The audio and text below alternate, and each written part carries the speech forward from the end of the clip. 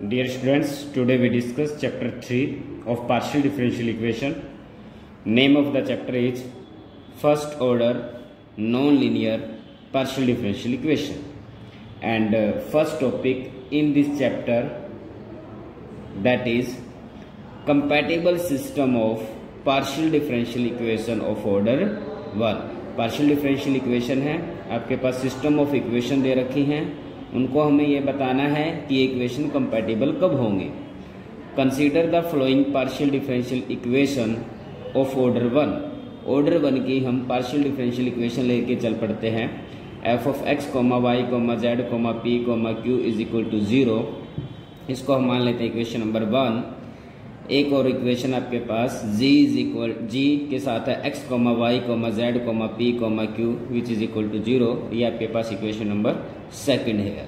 z के बारे में आपको पता है, z is the dependent variable here, x and y are the independent variable. और small p and small q के बारे में भी आपको पता है कि स्मॉल p क्या चीज किसको रिप्रेजेंट करता है. स्मॉल p का मतलब करली z बाई करली x से है और स्मॉल q का मतलब करली z बाई करली y से है.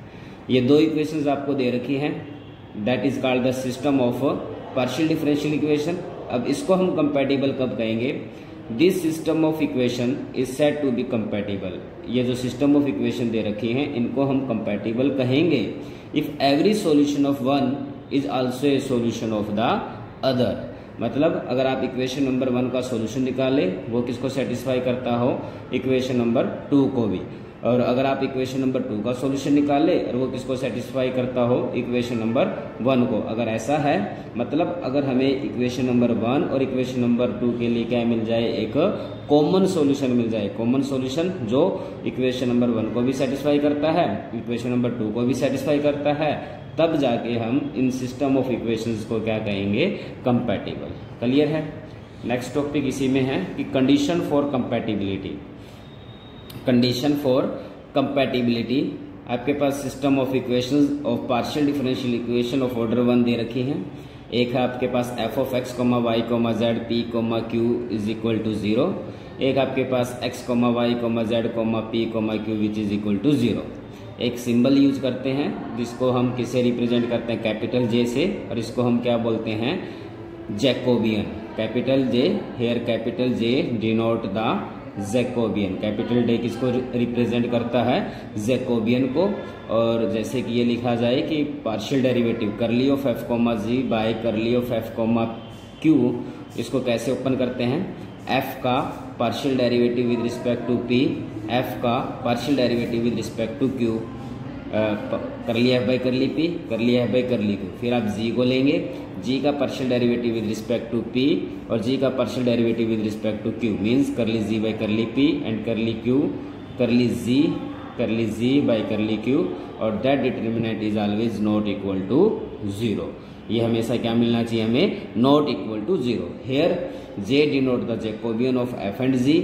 It is possible to solve equation number 1 and 2. ये कहते हैं कि इक्वेशन नंबर 1 और 2 आपको दे रखी हैं. इक्वेशन नंबर 1 और 2 किस में दे रखी हैं? X comma Y comma Z comma P comma q की फॉर्म में, और सेकंड इक्वेशन में भी यही है. तो इक्वेशन नंबर 1 और 2 को पी और क्यू के लिए सोल्व कीजिए. ठीक है, दो इक्वेशन दे रखी हैं, दो वेरिएबल हैं आपके पास पी और क्यू. तो दोनों इक्वेशंस को हम पी और क्यू के लिए क्या करते हैं बच्चों? सोल्व करते हैं. सोल्व करने के बाद जब पी को हमने सोल्व किया तो आपके पास जो सॉल्यूशन आएगा वो किस टाइप से मिलेगा? एक फंक्शन मिलेगा x comma Y comma z का. तो इट इज़ पॉसिबल, ये कहता है कि ऐसा पॉसिबल है कि इक्वेशन नंबर 1 और 2 को सोल्व करें पी और क्यू के लिए. और पी का जो सोल्व किया, पी की जो वैल्यू आई, it is a function of x comma Y comma z. तो उसको मान लेते हैं कि p is equal to phi of x comma Y comma z. Q की भी वैल्यू आई आपके पास in term of x comma Y comma z. तो क्यू को भी हम क्या ले लेते हैं? Psi of x comma Y comma z. The condition that 1 and 2 should be compatible. ये कहते हैं कि 1 और 2 कंपैटिबल हो जाएंगी. अगर कब? जब हमने ये जो पी और क्यू की वैल्यू निकाली है वो इस इक्वेशन में रखेंगे कि d z is equal to p d x plus q d y. और ये इक्वेशन क्या हो जाए? इंटीग्रेबल. ये इक्वेशन क्या हो जाए बच्चों? इंटीग्रेबल. तो इस टाइप की इक्वेशन इंटीग्रेबल कब होगी? तो इंटीग्रेबिलिटी की कंडीशंस क्या है वो हम देखते हैं. तो and the condition for compatible, मतलब जो इंटीग्रेबिलिटी की कंडीशन बनेगी वो क्या बनेगी? Curly of F comma ji by curly of x comma p plus p times of curly of F comma ji by curly of z comma p plus curly of F comma ji by curly of y comma q plus q times of curly of F comma ji by curly of z comma q. ये क्या आ जाए बच्चों 0। इन चारों टर्मों को हम इस bracket से भी रिप्रेजेंट कर सकते हैं एफ कोमा जी, और इसकी वैल्यू क्या आ जाए 0 आ जाए। क्लियर है। तो सबसे पहला काम क्या होगा, आपके पास जो फंक्शन एफ और जी होंगे उनको ये चार हम पार्शियल डेरिवेटिव 4 जैकोबियन निकालेंगे, उनको हम ऐड करके देखेंगे। अगर ऐड करने पर वैल्यू 0 आ जाती है तो सिस्टम ऑफ इक्वेशन कंपैटिबल होगा। अगर सिस्टम ऑफ इक्वेशन कंपैटिबल है तो इक्वेशन नंबर 1 और इक्वेशन नंबर 2 को पी और क्यू के लिए सोल्व करेंगे, और पी और क्यू की वैल्यू को निकाल कर जो वैल्यूज आएंगी उनको इस इक्वेशन में पुट करके d z is equal to p d x plus q d y, इसको हम क्या करेंगे इंटीग्रेट करके सोल्व करेंगे। ओके स्टूडेंट्स, अब हम एक स्पेशल केस लेते हैं कि the first order partial differential equation, अगर आपके पास स्मॉल पी है जो वो अगर दो वेरिएबल का फंक्शन हो, if p small p is equal to capital p of x comma y means curly z by curly x is a function of x and y and q is also a function of x and y. अगर small p and small q अगर x और y के function है तो compatibility की जो condition है वो क्या बन जाती है बच्चों, curly p by curly y is equal to curly q by curly x। Clear. Here small p को क्या लिखते हैं capital p of x comma y means curly z by curly x is curly z by curly x is the function of x and y, and q का मतलब किससे है capital q of x comma y, और q को क्या लिखते हैं curly z by curly y is equal to q of x comma y। Since p and q are function of two variable, p और q हमारे पास क्या है दो ही वेरिएबल के फंक्शन है, तो therefore p dx plus q dy क्या होनी चाहिए आपके पास एक एग्जैक्ट डिफरेंशियल इक्वेशन होनी चाहिए। p dx plus q dy क्या बन जाए एक एग्जैक्ट डिफरेंशियल इक्वेशन, और एग्जैक्ट डिफरेंशियल इक्वेशन की कंडीशन आप लोगों ने पढ़ी थी कि ये क्या आ जाए curly p by curly y is equal to curly q by curly x। अगर ये कंडीशन सेटिस्फाई हो जाए तो dz is equal to p dx plus q dy क्या हो जाएगा इंटीग्रेबल हो जाएगा। मतलब इस टाइप की जो इक्वेशन है वो इंटीग्रेबल हो जाएगी कब, जब curly p by curly y is equal to curly q by curly x होगा। Clear students. Now we discuss some question on that topic. Question number first here. Examine whether the following system of partial differential equation are compatible or not. If compatible, find their solution. Okay. तो first part लेके चलते हैं। आपके पास small p दिया 6x minus 4y plus 1, small q है 4x plus 6y plus 1। Solution start करते हैं। Small p के बारे में हमने देखा कि वो क्या है x और y का फंक्शन है, तो इसको हम क्या लिख सकते हैं capital p of x comma y लिख सकते हैं। स्मॉल q के बारे में देखा ये भी तो x और y का ही फंक्शन है, तो इसको हमने किससे रिप्रेजेंट कर दिया capital q of x comma y। अभी तो हमने एक स्पेशल केस पढ़ा था, अगर स्मॉल p और स्मॉल q अगर x और y के फंक्शन हैं तो कंपैटिबिलिटी की कंडीशन क्या थी कि curly p by curly y must be equal to curly q by curly x। तो हमने क्या चेक किया कि p का डेरिवेटिव करली p बाई करली y निकाला, करली p बाई करली y आपके पास क्या है -4, और करली q बाई करली x निकाला, इसका derivative with respect to x क्या था आपके पास क्या है 4। तो यहाँ से हमने क्या देखा कि curly p by curly y is not equal to curly q by curly x। तो condition of compatibility does not satisfy, तो hence given equation is not compatible. जब इक्वेशन कंपैटिबल ही नहीं है तो इसका सॉल्यूशन हम नहीं निकाल पाएंगे। Clear students. अब हम एक और क्वेश्चन देखते हैं। इसमें आपको दे रखा है कि small p is equal to x square minus a y, q is equal to y square minus a x. फिर से हमने देखा कि small p x and y का फंक्शन है, तो इसको हमने capital p of x comma y से रिप्रेजेंट कर दिया। q को हमने देखा ये भी तो x और y का फंक्शन है, इसको हमने capital q of x comma y से रिप्रेजेंट कर दिया। फिर हमने क्या देखा कि करली p का derivative with respect to y लिया, वो क्या जाता है -a। इसी टाइप से हमने करली q का derivative with respect to x किया, वो भी -a आया। तो यहाँ से हमने क्या देखा कि curly p by curly y is equal to curly q by curly x। तो इसका मतलब क्या है गिवन इक्वेशन इज कंपैटिबल। अगर इक्वेशन कंपैटिबल है तो हमें क्या करना है इसका सॉल्यूशन निकालना है। तो now we find the common solution, और विच इज गिवन बाई, जो इसका जो कॉमन सॉल्यूशन होगा वो कैसे मिलता है हमें dz is equal to p dx plus q dy। यहाँ पर p की वैल्यू पुट कर दो, p खुद किसके इक्वल है x square minus a y के इक्वल है, ये हमने यहाँ पुट कर दिया dx। क्यू की वैल्यू किसके इक्वल है, y square minus a x के इक्वल है, वो भी वैल्यू हमने यहाँ पुट कर दी, that is equal to y square minus a x d y. अब क्या किया, एक्स स्क्वायर डी एक्स को अलग से रख लिया, वाई स्क्वायर डी वाई को अलग से रख लिया, minus a y d x और minus a x d y में से माइनस ए कॉमन लिया, ब्रैकेट में आपके पास बच जाएगा y d y plus x d y. ये x का फंक्शन कंप्लीट है, ये भी सही है, और y dx और x dy को हम क्या लिख सकते हैं, d of xy।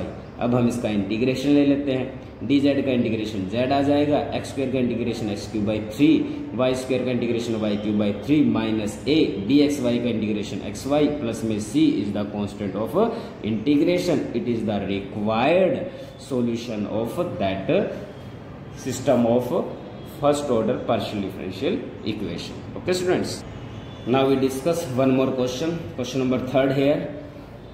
Show that system of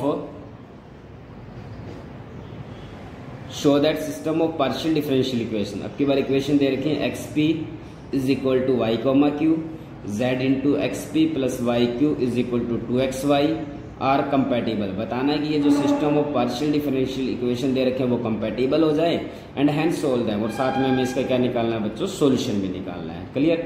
अब आपने देखा कि इसमें z भी इन्वॉल्व है, एक्स पी वाई क्यू इसमें है, लेकिन इसमें z इन्वॉल्व है, तो इसलिए स्पेशल केस तो इस पर एप्लीकेबल होगा नहीं, तो इसको हम जनरल मेथड से सोल्व करते हैं।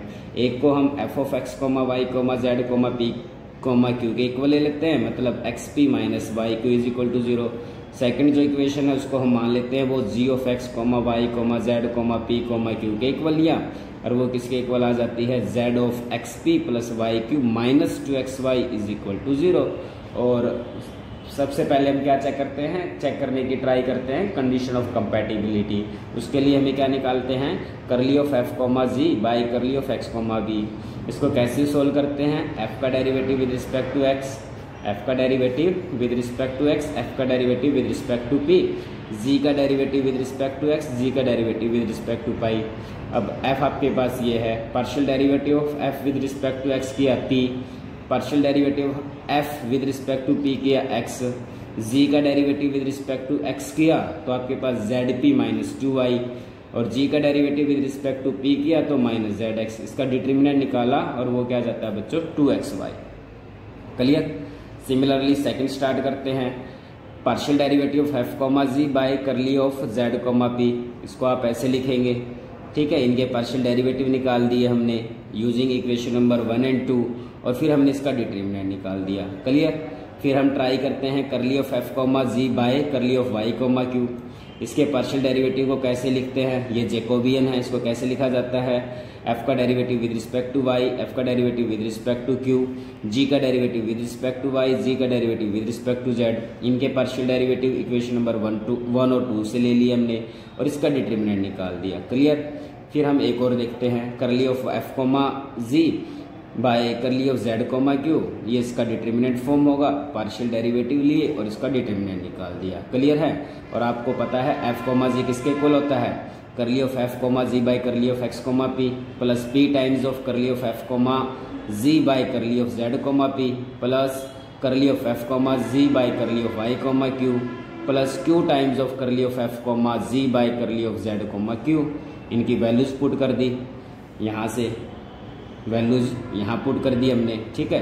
ये वैल्यूज पुट की, सोल्व किया, 2xy माइनस 2xy को कट कर देता है, माइनस xy पी क्यू से xy पी क्यू कैंसिल हो जाता है, टर्म बन जाती है minus x square p x minus x square p x plus y square q square. But आपके पास स्टेटमेंट में दे रखा है, इस स्टेटमेंट में क्या दे रखा है कि एक्स पी वाई क्यू के इक्वल है, तो यहाँ पे पुट कर दिया, एक्स पी को वाई क्यू से रिप्लेस करेंगे तो minus y square q square is equal plus y square q square, ये आपस में कैंसिल होकर वैल्यू क्या जाती है 0। तो हमने क्या दिखा दिया बच्चों, f of f comma g is equal to 0।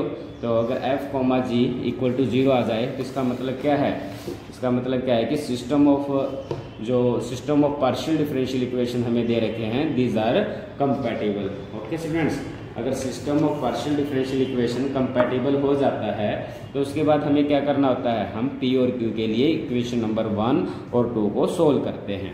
Since हमने क्या देखा कि f comma g is equal to 0, तो therefore 1 and 2 are compatible, to find the common solution, common solution निकालने के लिए हम इक्वेशन नंबर 1 और 2 को P और Q के लिए सोल्व करेंगे। ये हमारी इक्वेशन नंबर 1 है, ये इक्वेशन नंबर 2 है।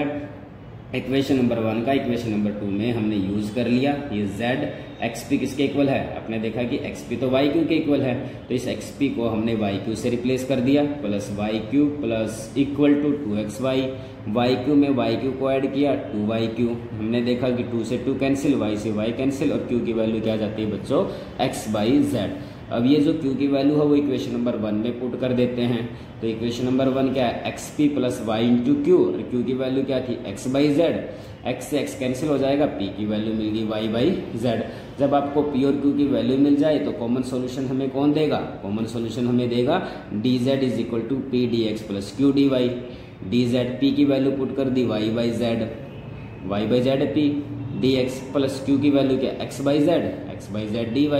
z आपने एलसीएम लिया, ये बन जाएगा z dz y dx plus x dy। इस टर्म को क्या लिख सकते हैं, d of x comma y, derivative of x comma y। अब इसको इंटीग्रेट कर दिया, z का इंटीग्रेशन क्या आएगा, z स्क्वायर बाई 2, और dxy का इंटीग्रेशन क्या आ जाएगा, xy plus c is the constant of integration. पूरी इक्वेशन को 2 से मल्टीप्लाई कर दिया, ये z स्क्वायर आ जाएगा, ये 2xy आ जाएगा, प्लस में 2c, जिसको हम लिख सकते हैं z square is equal to 2xy plus c1, और c1 किसके इक्वल है, 2c के। तो that give the required common solution of given system of partial differential equation. Okay students, तो do yourself and practice the exercise of 3.1। Okay.